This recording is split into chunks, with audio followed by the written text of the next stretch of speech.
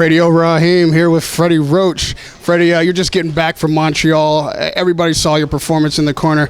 How hard was it when you felt like the fight was done with Pascal and Kovalev, of course, and he asked you just to trust and give him one more round?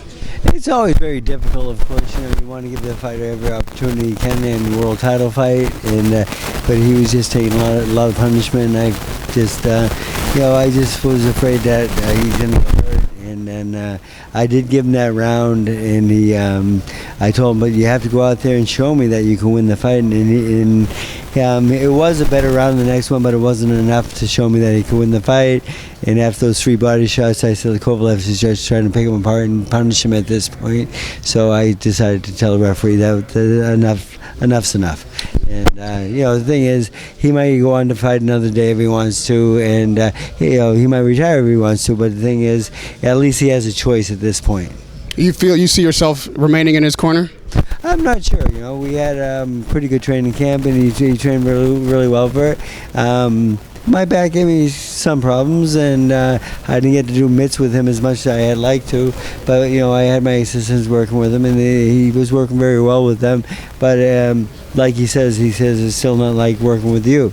And but I don't know what I could have changed, to be honest with you. I don't think anything, but I think we covered our bases, and we were in good shape for the fight, and we did the best he could. And if you look at his last 3 fights, you could say maybe you should call it a day, or maybe these type of guys, the big strong guys, have his number maybe, but maybe there's some other guys out there that are good fights for him. And but the thing is, he has to go into a fight and win the next fight before he gets anything, before he even thinks about HBO again. He's gonna have a couple wins outside the box and just maybe regroup a little bit and get maybe a little more discipline. Looking at Kovalev, ultimately this seemed to be a mismatch for Pascal, but then we saw the antics of Adonis Stevenson post-fight. We know that the Ward fight was discussed. First of all, do you think Kovalev beats Ward and Adonis, and who gives him trouble? Well, Adonis and him were hugging after the fight in the dressing room, so that was all about bullshit. So that was just a big act. So someone's trying to sell the tickets. You think that Ward gives him trouble? Because I tried to settle the guy down and stuff like this, and then I saw them hugging, and I said, why do I waste my time doing that shit?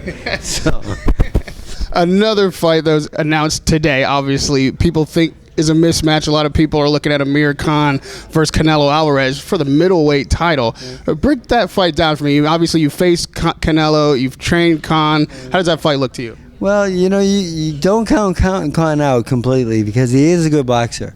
But he's going to have to box a perfect fight. That means for 12 rounds, he's going to have to really pay attention and stay away from this guy's power. That's going to be very difficult for him to do, because he likes to stay in the pocket a little bit too long sometimes, and sometimes he won't be able to tie a big, strong guy up like he has in the past with the smaller guys.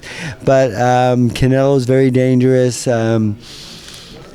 And I would have picked Cal Brook as my next opponent if I was him, I think. But the thing is, I'm not in his shoes, and I wish him the best of luck, and I wish Alvarez better luck. They're both good guys, and it's. You know what? At least it's a very interesting fight. I'm kind of curious to see what happens in that fight, because can he pitch a shutout? Can he pitch 12 perfect rounds?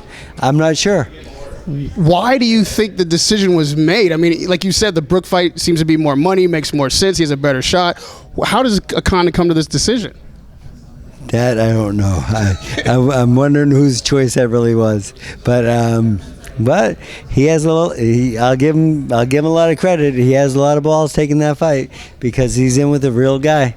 Now, I'll tell you another fight that has been discussed. Obviously, you were the catalyst to this discussion, but we've heard now Marquez say he wants 2 more fights to retire. Maybe Cotto's was one of those fights, and it would make sense that Marquez Pacquiao, for all the Marlboro's really last fight, could be on the horizon. If that were to all happen, if Marquez was willing to take that as his last fight, would you try to encourage Pacquiao to take that last one? I wouldn't have to encourage him to take that last one. That's the fight we obviously wanted for a long time. But that's the one guy he won't fight, because he likes the way that scenario ended. So he won't fight Pacquiao, believe me. He'll talk about maybe Cotto, but he won't fight Pacquiao because he likes the way that ended, and it was a perfect ending for him. I don't blame him. But if it was on the table, that Pacquiao would be down for that. Well, since he's retiring after this fight, maybe. I don't know, because like I haven't got a confirmation from Manny that maybe he might fight again or anything like that. He told me he's definitely retiring after this fight. I said, "You sure?" He says, "Yeah." I said, "Come on, Manny, he's just fooling around with me." He says, "No." I said, I can't like box and be senator at the same time because it's too much. Being a senator is much more complex than being a congressman." Amir Khan just seemed to have taken, I guess, a round robin of big money opponents, trying to get them, avoiding Kell Brook, but Pacquiao Khan was discussed. Was that fight ever really possibly in the makings? And then what about Khan Cotto?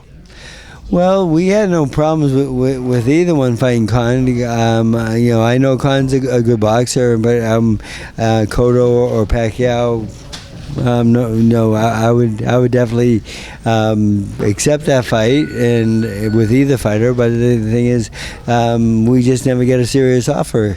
And he's with Al Heyman and we're not. And things are difficult when you're not with the same promoter nowadays. When Pacquiao talks about his last fight and Bob Arum says, retiring is not an issue.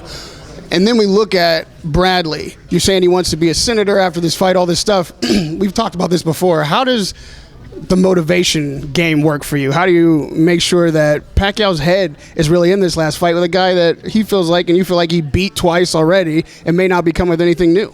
Well, the thing is, Pacquiao, once he comes through the gym doors, it's all work. I mean, his work ethic is still great, and if it's not great, I would never let the fight happen. So the thing is, I know it's going to be great because I know what type of person he is, and his work ethic is really great. I mean, the thing is, he's going to be a little distracted running for senator and all that because the races, the campaign is going on during training camp a little bit, and but I think the better he does in the fight, the more votes he'll get. This is looking like an end of an era in boxing, kind of in general, hopefully the beginning of a new one.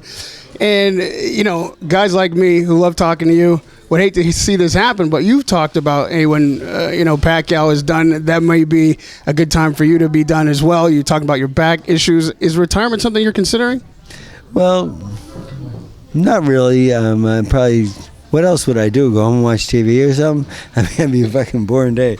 But the thing is, the back issue is a little bit of a problem, and but I'll get over that.